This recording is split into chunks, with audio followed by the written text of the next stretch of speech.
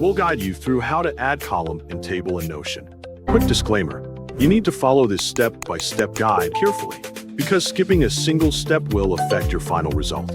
If this guide helpful, don't forget to like and subscribe. First, open up your computer's home screen. Take your time to locate the Google Chrome shortcut icon among your available shortcuts or taskbar items. Once you have found it, position your mouse pointer directly over the shortcut and double-click it to open the browser application.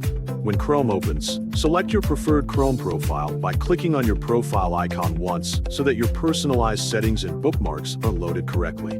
Next, direct your attention to the central search bar of the browser, which is typically located near the top of the window.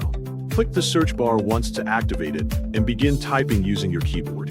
Carefully type notion.com into the search field, making sure there are no typing errors. Then press the Enter key or click the correct website from the drop-down suggestions to proceed to the site. Allow a moment for the Notion homepage to fully load before interacting with it. Once the page is ready, look toward the top right corner of the website and hover your mouse over the blue Open Notion button. Then left-click it once to continue. Give it some time while your Notion workspace loads completely, ensuring all elements appear correctly.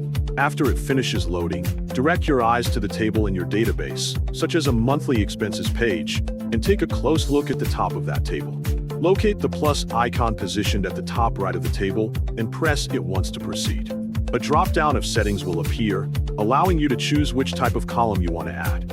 For example, if you want to add a text-based column, select the text type from the available options. Then move to the new empty cell that appears and fill it with the text you want to add.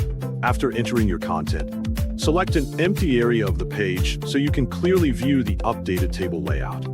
You should now be able to see the new column with an empty cell that you can fill successfully added.